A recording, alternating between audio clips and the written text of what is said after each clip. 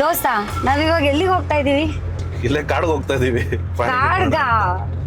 ಓ god, ಮೊದ್ಲೇ trailer ನೋಡಿ ಭಯ ಆಗಿದೆ, ಅದ್ರಲ್ಲಿ ಇವಾಗ ಕಾಡಿಗೆ ಬೇರೆ ಕರ್ಕೊಂಡು ಹೋಗಿ ಇನ್ನು ಹೆದರಿಸ್ಬೇಕು ಅಂತಿದ್ದೀರಾ?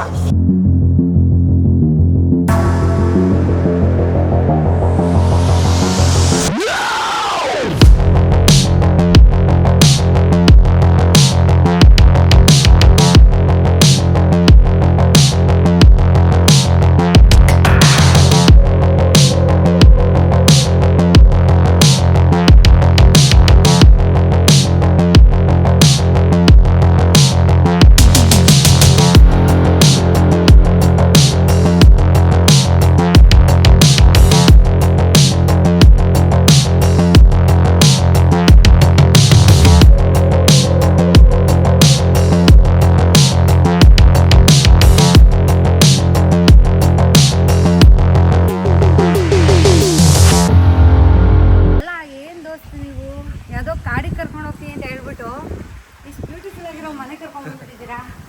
ಬನ್ನಿ, ಇನ್ನ ಒಳಗಡೆ ನೋಡಿದ್ರೆ ಈಚೆ ಫುಲ್ ಸಕ್ಕತ್ತಾಗಿ ಅನಿಸ್ತಾ ಇದೆ. ಸೊ ಹೇಳಿ ಈ ಮನೆ ಬಗ್ಗೆ, ನಿಮ್ಮ ಡ್ರೀಮ್ ಹೌಸ್ ಅಂತ ಮಾತ್ರ ಚೆನ್ನಾಗಿ ಗೊತ್ತಾಗ್ತಾ ಇದೆ. ಈಚೆಯಿಂದ ನೋಡ್ತಿದ್ದಂಗೆ ಅದೆಲ್ಲ ಪೂರ್ತಿ ಪ್ಲ್ಯಾಂಡ್ ಆಗಿ ತುಂಬ ಚೆನ್ನಾಗಿ ಅನಿಸ್ತಾ ಇತ್ತು. ಇದು ಹೇಗೆ ಥಾಟ್ ಬಂದಿದ್ದು ಅಂತ? ಬಿಕಾಸ್ ಬ್ಯಾಂಗ್ಳೂರಲ್ಲಿ ಒಂದು ವೆದರ್ ಇರ್ಬೋದು, ಮತ್ತು ಆ ವೆಹಿಕಲ್ದು ಡಿಸ್ಟರ್ಬೆನ್ಸ್ ಇರ್ಬೋದು, ಅದೆಲ್ಲ ಬಿಟ್ಟು ಈಚೆ ಬರಬೇಕು ಅಂದಾಗ ಫಾರ್ಮ್ ಹೌಸ್ ಅಂತಾನೆ. ಅದು ಈಗಿನ ಇದರಲ್ಲಿ ತುಂಬ ಟ್ರೆಂಡ್ ಆಗಿಬಿಟ್ಟಿದೆ. ಯಾರಿಗೇ ಆಗಲಿ ಪ್ರತಿಯೊಬ್ಬರಿಗೂ ಒಂದು ಫಾರ್ಮ್ ಹೌಸ್ ಇರಲೇಬೇಕು ಅನ್ನೋದು ಒಂದು ಕನಸು. ನನಗೂ ಬೆಂಗಳೂರು ನಿಯರ್ ಬೈ ಮಾಡಬೇಕು ಅಂತ ತುಂಬ ಆಸೆ ಇತ್ತು. ಬಟ್ ತುಂಬ ವರ್ಷದಿಂದ ಲ್ಯಾಂಡ್ ಹಾಗೆ ಬಿಟ್ಟಿದ್ವಿ, ನೋಡೋಣ ಅಂತ. ಬಟ್ ಲಾಸ್ಟ್ ಇಯರ್ ನನಗೆ ಇಲ್ಲ ಮಾಡೋಣ, ಚೆನ್ನಾಗಿರುತ್ತೆ, ಸ್ವಲ್ಪ ರಿಲ್ಯಾಕ್ಸ್ಗೆ ಅದಕ್ಕೆಲ್ಲ ಚೆನ್ನಾಗಿರುತ್ತೆ ಅಂತ ಜಸ್ಟ್ ಈಗ ಇದೇ ಕಾನ್ಸೆಪ್ಟಲ್ಲಿ ಹಳ್ಳಿ ಮನೆ ಥರ ಮಾಡಬೇಕು ಅನ್ನೋದೇ ನಮ್ಮದು ಕಾನ್ಸೆಪ್ಟ್ ಇದು. ಅದರಿಂದ ಈ ಔಟ್ಪುಟ್ ಬಂದಿದೆ. ಹೌದು, ಆಕ್ಚುಲಿ ಇಲ್ಲೆಲ್ಲ ವುಡನ್ ಥೀಮ್ ನೋಡಿದ್ರೆ ಗೊತ್ತಾಗ್ತಿದೆ, ಹಳ್ಳಿ ಮನೆ ತರ ಫೀಲ್ ಇದೆ. ಮತ್ತೆ ಕಂಬಗಳು ಎಸ್ಪೆಷಲಿ. ಹೌದು, ಫಾರ್ಮ್ ಹೌಸ್ ಹೆಸರು ಕರೆಕ್ಟಾಗಿ ಕಟ್ಟಿದ್ದೀರಾ ಚೆನ್ನಾಗಿ. ಅಂಡ್ ಏನು ಎಷ್ಟಾಯ್ತು ಬಜೆಟ್ ಕೇಳ್ಬೋದಾ? ಫುಲ್ ಓವರ್ ಆಲ್ ಲೆಕ್ಕ ಹಾಕಿಲ್ಲ ಮ್ಯಾಮ್. ಇಲ್ಲ, ಲೆಕ್ಕ ಹಾಕಿಲ್ಲ, ಹಂಗೆ ಬರ್ತಾ ಹಂತ ಮಾಡ್ಕೊಂಡು ಹೋಗಿದ್ದೀರಾ? ಓಕೆ, ನಮ್ಗೊಂದ್ಸತಿ ಸಣ್ಣದಾಗಿ ತೋರಿಸ್ಬಿಡಿ ಮನೇನ ಹೇಗಿದೆ ಅಂತ. ಸಣ್ಣದಾಗೆಲ್ಲ ನೋಡೋಕ್ಕಾಗಲ್ಲ ಅಂತ ಗೊತ್ತಾಗ್ತಿದೆ. ಟೋಟಲ್ ಎಷ್ಟು ಎಕರೆ ಇರ್ಬೋದು ಇದು ಫುಲ್ ಅಂದ್ರೆ ಲ್ಯಾಂಡ್ ಪೂರ್ತಿ? 2.5 ಮೇಲೆ ಬರುತ್ತೆ. ಓಕೆ, ನನಗೆ ಗೊತ್ತಿಲ್ಲ, ಇದು ದೇವರ ಮನೆ. ಓ, ಡೋರ್ ಓಪನ್ ಮಾಡ್ತಿದ್ದಂಗೆ ಸೌಂಡ್ ಬರ್ತಿದೆ. ಇದೆಲ್ಲ ನಾನು ಮಾಡಿಸಿ ತರಿಸಿದ್ದು, ಇದನ್ನ ಈ ಸೈಜ್ ಬೇಕು ಅಂತ. ಆಕ್ಚುಲಿ ಇದನ್ನ ಇದನ್ನ ಇದು ಕೀದಿದು ಆಕ್ಚುಲಿ ಕೀ ಕೊಡ್ಬೇಕು ಇದಕ್ಕೆ. ಓಕೆ, ಅಂದ್ರೆ ನಾರ್ಮಲ್ ಈಗ ಅವರ್ಗೆ ಒಂದೊಂದ್ಸತಿ ಸೌಂಡ್ ಮಾಡುತ್ತಲ್ಲ, ಆ ತರ ಮಾಡುತ್ತಾ ಇದು? ಹಳೆ ಮೂವೀಸ್ ಅಲ್ಲೆಲ್ಲ ಇರ್ತಾ ಇತ್ತಲ್ಲ ಒಂದು ದೊಡ್ಡ ಗಡಿಯಾರ, ಸೇಮ್ ಕಾನ್ಸೆಪ್ಟ್. ನಮ್ಗೆ ಇದಕ್ಕೆ ಕೀ ನಾವು ಮಾಡಿದಷ್ಟು ಓಕೆ ಅದರದ್ದು ಎನರ್ಜಿ ಜಾಸ್ತಿ ಇರುತ್ತೆ. ಪ್ರತಿ ದಿವಸ ಒಂದ್ಸರಿ ಇದಕ್ಕೆ ಕೀ ಮಾಡಿಬಿಟ್ಬಿಟ್ರೆ ಒಂದು 24 ಅವರ್ಸ್ ಅಟ್ಲೀಸ್ಟ್ ಒಂದು 2 days ನಿಮಗೆ ರನ್ನಿಂಗ್ ಇರುತ್ತೆ. ಎವ್ರಿ ಮಾರ್ನಿಂಗ್ ನಾವು ಇದ್ದಾಗ ಜಸ್ಟ್ ಒಂದು ಕೀ ಮಾಡಿದ್ರೆ ಸಾಕು. ಚೆನ್ನಾಗಿ ಅಂದ್ರೆ ವಿಂಟೇಜ್ ಲುಕ್ ಅಲ್ಲಿ ಇರಬೇಕು ಅನ್ನೋದೇ ಇದೆಲ್ಲ ನಮ್ಮ ಕಾನ್ಸೆಪ್ಟ್. ಆಕ್ಚುಲಿ ಆಂಟಿಕ್ ಪೀಸ್ ತರ ಇದು ಕೂಡ ಅಷ್ಟೇ, ಒಂದು ಆಂಟಿಕ್ ಪೀಸ್ ಲುಕ್ ಅಲ್ಲೇ ಇದೆ. ಮೇಲ್ಗಡೆ ಹೋದ್ರೆ ನಿಮ್ಗೆ ಓಪನ್ ಟೆರೆಸ್ ಇದೆ. ಓಕೆ, ನಾವು ಕಸಿನ್ಸ್ ಫ್ರೆಂಡ್ಸ್ ಯಾರನ್ನ ಬಂದ್ರೆ ಒಟ್ಟಿಗೆ ಎಲ್ಲ ಒಂದ್ 30 ಜನ ಮಲ್ಕೋಬಹುದು. ಪೀಸ್ ಆಗಿರೋದು ಒಟ್ಟಿಗೆ ಇರೋದಕ್ಕೆ ಚೆನ್ನಾಗಿರುತ್ತೆ. ಅದು ಇವಾಗ ಬೇಸಿಗೆ ಕಾಲಕ್ಕಂತೂ ಚೆನ್ನಾಗಿರುತ್ತೆ. ಹೌದು ಹೌದು. ಇದು ಓಪನ್ ಕಿಚನ್. ಹೌದು. ಆ ಕಡೆ ಎಲ್ಲ ಸ್ಪೇಸ್ ಏನು ಮಾಡಿದೀರಾ? ಆ ಕಡೆ ನಾವು ಯೂಶಲಿ ಅಡಿಗೆ ಮಾಡ್ಕೊಳ್ಳೋದಕ್ಕೆ ಫಂಕ್ಷನ್ಸ್ಗೆ ಅದಕ್ಕೆ ಅಂತ ಮಾಡ್ಕೊಂಡಿದೀವಿ. ಫುಲ್ ವೈಡ್ ಜಾಗ ಇದೆ ಅಲ್ವಾ? ಹಾ, ಹೌದು ಹೌದು.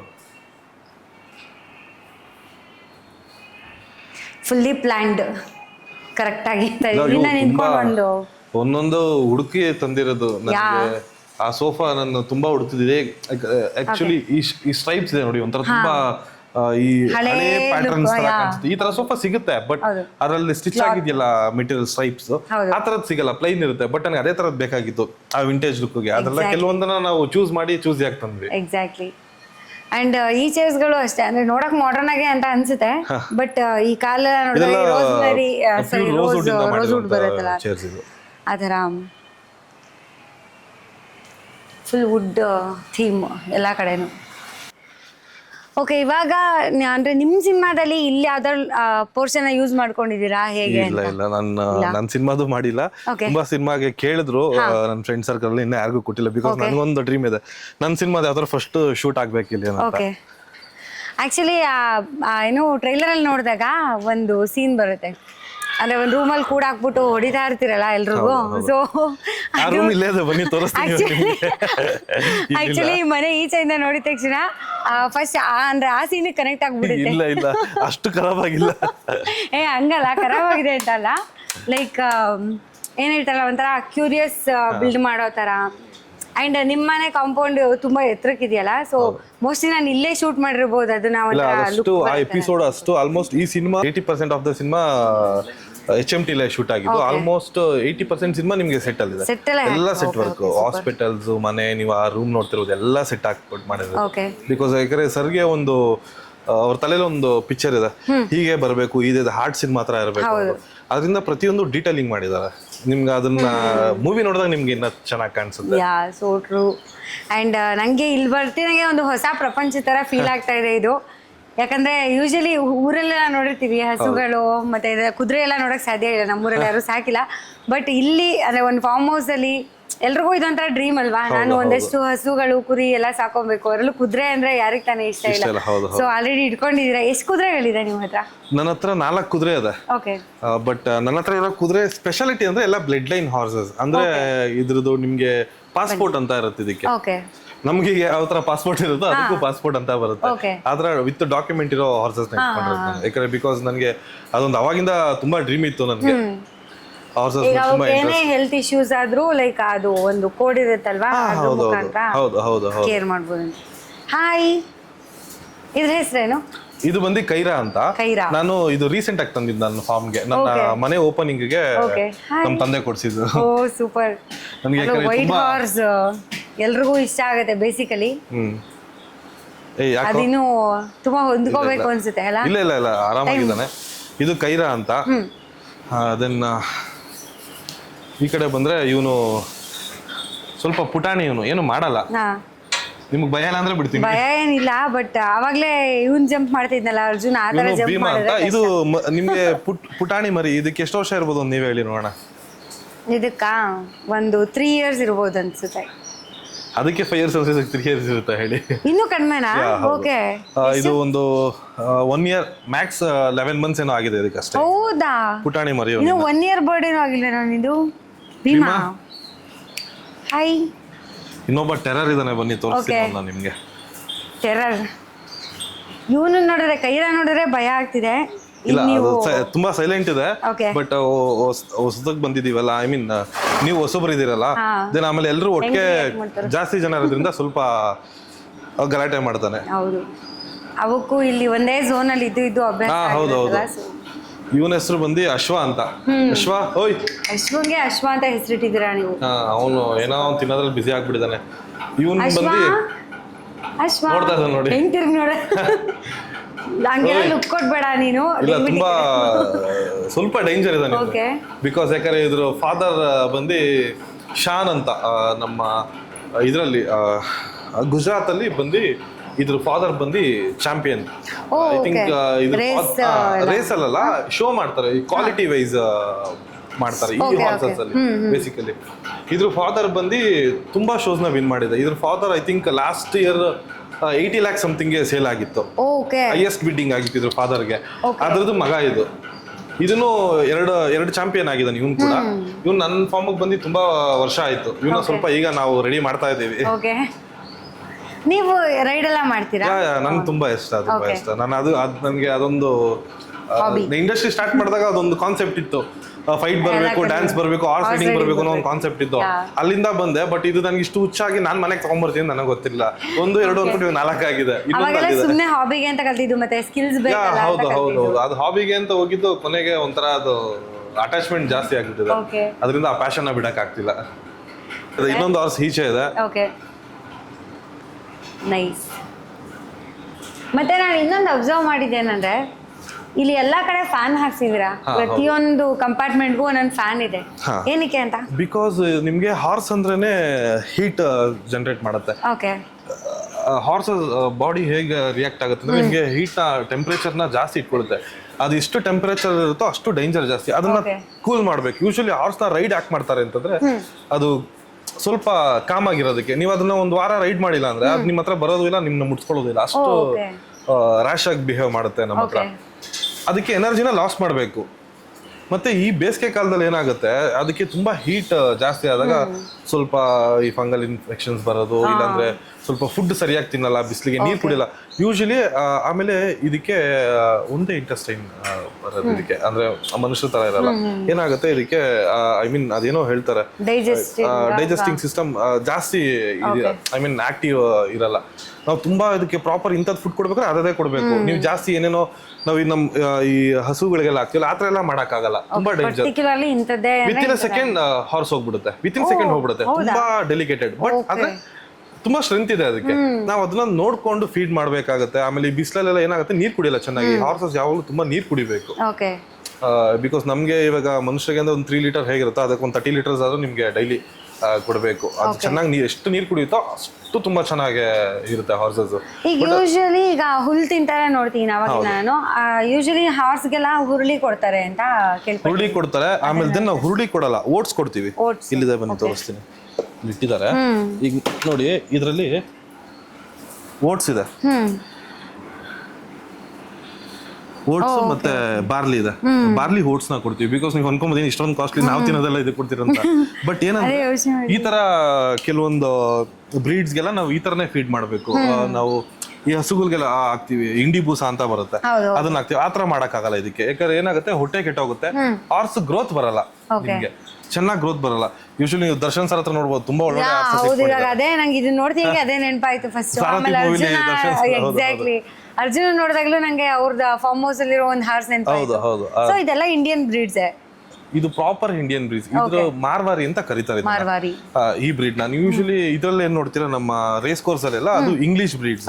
ಅದ್ರ ಕಿವೀಸ್ ಎಲ್ಲ ನಿಮ್ಗೆ ಹಿಂಗೆ ಕಟ್ ಡೌನ್ ಆಗಿರುತ್ತೆ. ಇದ್ರದ್ದೆಲ್ಲ ನೋಡಿ ತುಂಬಾ ಶಾರ್ಪ್ ಆಗಿರುತ್ತೆ. ಆಮೇಲೆ ಇದು ತುಂಬಾ ಅಬ್ಸರ್ವೇಷನ್ ಜಾಸ್ತಿ. ಇದು ಯಾರಾದ್ರೂ ಅಟ್ಯಾಕ್ ಮಾಡಕ್ ಬಂದ್ರೆ ಆಗಿನ ಕಾಲದಲ್ಲ ಅದಕ್ಕೆ ಈ ಹಾರ್ಸಸ್ ಜಾಸ್ತಿ ಯುದ್ಧ ಮಾಡ್ಬೇಕಾದ್ರೆ ಎಲ್ಲ ತುಂಬಾ ಈ ಹಾರ್ಸಸ್ ನ ಯಾಕೆ ಯೂಸ್ ಮಾಡ್ತಿದ್ರು ಅಂದ್ರೆ ಇಂಟೆಲಿಜೆಂಟ್ ಅಂತ. ನಿಮ್ಗೆ ಇಂಗ್ಲಿಷ್ ಬ್ರೀಡ್ ಆತರ ಅಷ್ಟು ಶಾರ್ಪ್ನೆಸ್ ಆ ತರದೆಲ್ಲ ಇರಲ್ಲ. ಇದನ್ನ ತುಂಬಾ ನಮ್ಗೆ ಆಗಿನ ಕಾಲದಲ್ಲಿ ಎಲ್ಲಾ ಮಹಾರಾಜರಿಗೂ ಒಂಥರ ಫೇವ್ರೇಟ್ ಇದು. ಯಾಕಂದ್ರೆ ಅವ್ರಿಗೆ ಒಂದು ಯುದ್ಧ ಎಷ್ಟು ಗೆದ್ಕೊಂಡ್ಬರ್ತಾರೆ ಅಂತಂದಾಗ ಅವ್ರು ಏನ್ ಯುದ್ಧ ಮಾಡ್ತಾರೋ ಅದಕ್ಕಿಂತ ಹತ್ತರಷ್ಟು ಎಫರ್ಟ್ಸ್ ಇರುತ್ತೆ, ಅಷ್ಟು ಸಪೋರ್ಟಿವ್ ಆಗಿರುತ್ತೆ. ಅದೊಂದು ತುಂಬಾ ಈ ಬ್ರೀಡ್ ಅಲ್ಲಿ ಅಂದ್ರೆ ಇವೇ ಚಿಹ್ನೆಗಳನ್ನು ಕೂಡ ಕೊಡ್ತಾವೆ ಅಂತ. ಖಂಡಿತ ಖಂಡಿತ ಖಂಡಿತ. ಹೌದು ಹೌದು ಹೌದು. ನೈಸ್.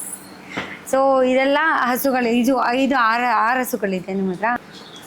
ಇದಿಷ್ಟು ಇನ್ 3 ನಮ್ಮಲ್ಲಿ ಮರಿ ಹಾಕಿರೋದು. ಅದ್ರದ್ದು 3 ಮರಿ ಇದು. ಓ ಹೌದಾ, ಓಕೆ. 2ನೇ ಜನರೇಷನ್, ಸೆಕೆಂಡ್ ಜನರೇಷನ್ ರನ್ ಆಗ್ತಾ ಇದೆ ಫಾರ್ಮ್ ಅಲ್ಲಿ. ನೈಸ್. ಸೊ ಈ ಮನೆ ಕಟ್ಸಕ್ಕಿಂತ ಮುಂಚೆಯಿಂದನೂ ನೀವು ಇಲ್ಲಿ ಪ್ರಾಣಿಗಳನ್ನ ಹಾಗೆ ಮೇಂಟೈನ್ ಮಾಡ್ತಾ ಇದ್ದೀರಾ? ಹೌದು, ಫಸ್ಟ್ ಮನೆ ಕಟ್ಟಕ್ ಮುಂಚೆ ಈ ಶೆಡ್ ರೆಡಿ ಆಗ್ಬಿಟ್ಟಿತ್ತು. ಯಾಕಂದ್ರೆ ಬಿಕಾಸ್ ನನಗೆ ಅದು ಅಡ್ಜಸ್ಟ್ ಆಗೋದಕ್ಕೆ ಮತ್ತೆ ಅದಕ್ಕೆ ನಮ್ಮ ಫಾರ್ಮ್ ಅಲ್ಲಿ ಹೊಂದ್ಕೊಳ್ಳೋದಕ್ಕೆ ಅಂತ ಒಂದು ಟೈಮ್ ಬೇಕಾಗುತ್ತೆ.